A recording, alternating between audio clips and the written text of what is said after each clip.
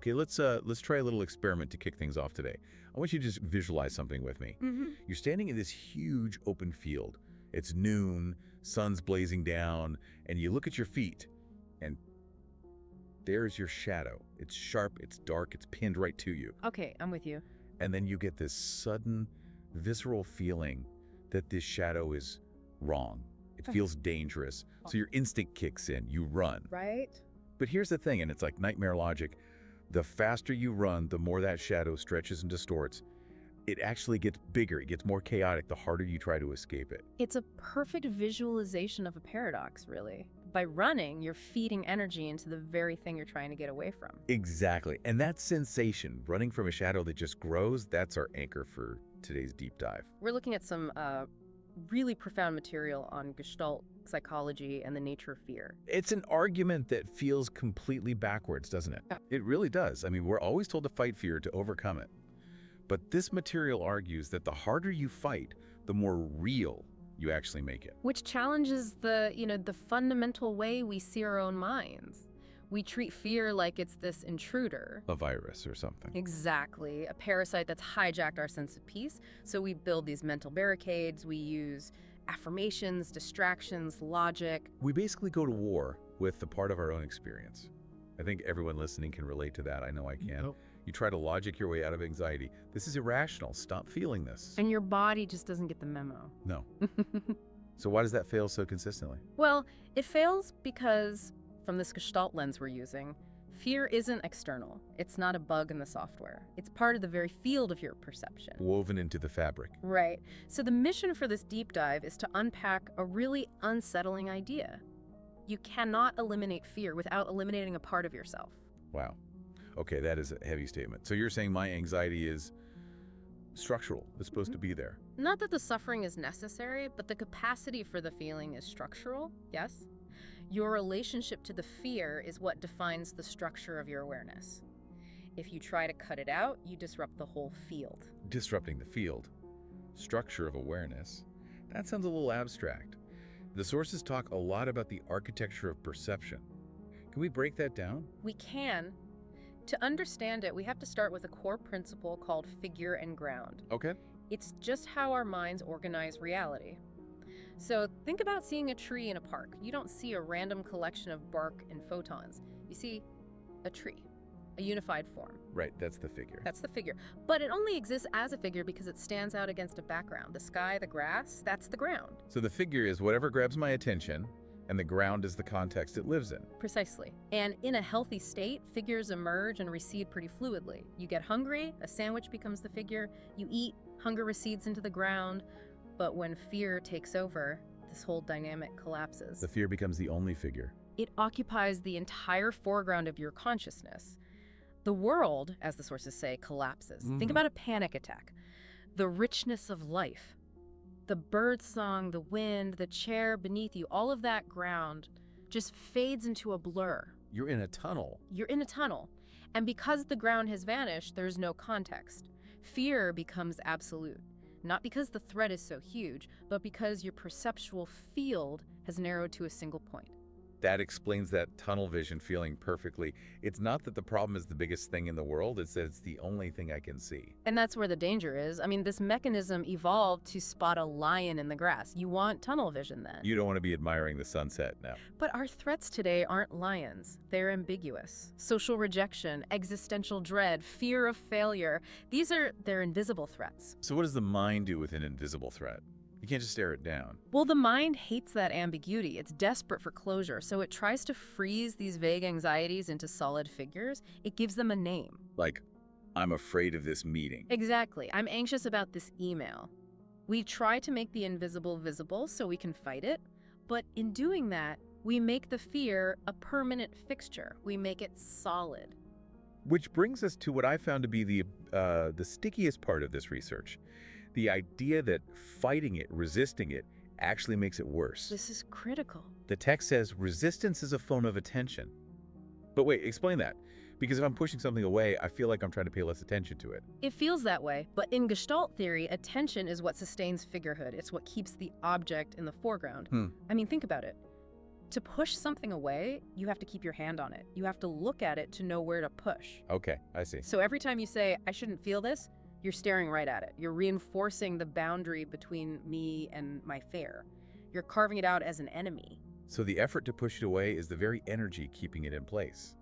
That's the shadow paradox again. Exactly. It's like a storm over the ocean. On the surface, it's chaos, waves crashing. But if you dive deep down, there's stillness. We just keep fighting the waves on the surface. Forgetting that the deep ground of our being is still there, totally undisturbed. This reminds me of a distinction the sources made between different types of fear. They mentioned Kierkegaard and Heidegger, and, usually 19th century philosophy can get a bit dense, but this felt really practical. It is surprisingly practical.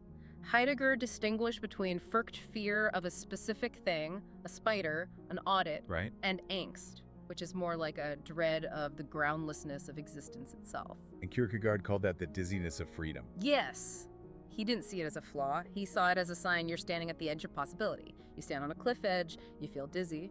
Why? Not just because you might fall, but because you might jump. Because you have the freedom to choose. That the dizziness, that groundlessness is terrifying, for sure. It's having nothing to hold on to. But the material suggests that this angst is actually where authenticity comes from. But to get there, we have to deal with the fear we actually feel, the knot in the stomach. And that brings us to this idea of unfinished business. Right. Unfinished business. Yeah. It sounds like something from a mob movie. What does it mean psychologically? Well, remember, the whole is other than the sum of its parts.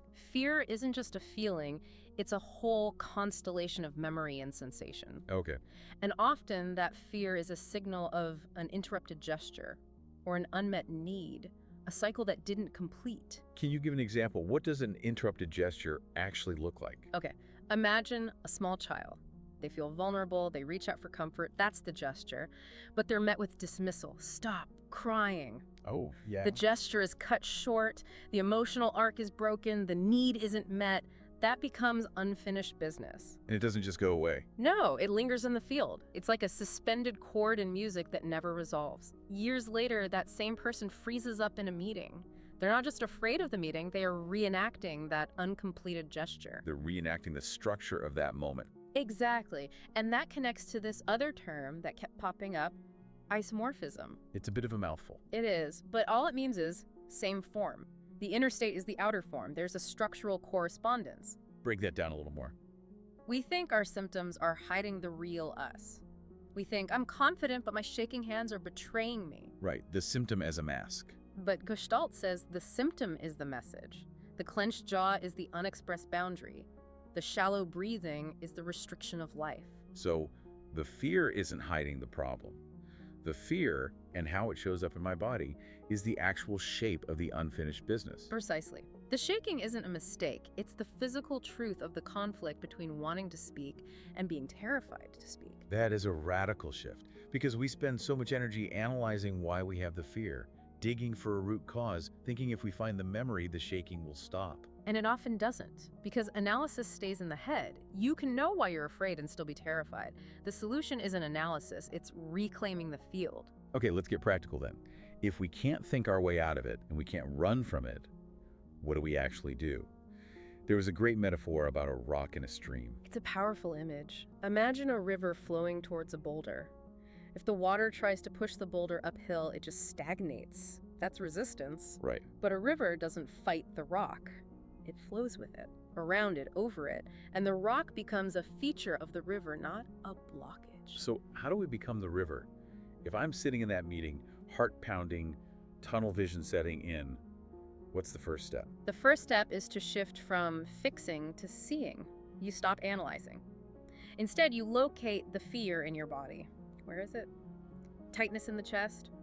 A flutter? And then the hard part, you don't push it away. You don't. You make space for it. You treat it as part of the landscape. And then, and this is the key Gestalt part, you restore the background. You restore the ground. Yes. You consciously notice the fear, but you also force yourself to notice the weight of your body on the chair, the temperature of the air, the hum of the lights. You're manually widening the lens. Exactly. You are rebuilding the ground. And when you do that, the fear stops being the truth and just becomes a feeling within a larger picture. It loses its tyranny. It's interesting. You're not trying to make the fear smaller. You're trying to make the container you're aware is bigger. That's it. And usually when the container gets bigger, the fear it settles because it doesn't have to scream to be heard anymore. Okay, now this leads us to what I think was the biggest aha moment in all of this. It's a total reframe of what fear actually is. We see it as weakness, but the source pivots to something radical. Fear is devotion. This is the twist that changes everything. If we stop looking at fear as an enemy and start listening to it as a form of intelligence, we find it's always pointing towards something that matters. The sources list these connections that just hit me so hard. Fear of rejection is actually a longing for connection. Think about it. You don't tremble before things you don't care about. Fear of failure is a commitment to meaning. Fear of death is a fierce love for life. So beneath all that trembling, there is a buried devotion. That's such a huge shift. Instead of saying, I'm scared, I need to stop, you can say, I'm scared, which must mean I really care about this. It changes the conversation from a war to a dialogue. You can stop screaming, "You're irrational," and start asking, what are you protecting? There's a quote in here from the poet Rilke that I love. He talks about dragons. It's one of the most beautiful lines.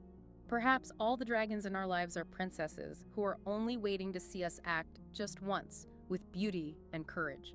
It paints the monster not as a villain, but as something waiting to be redeemed. Exactly.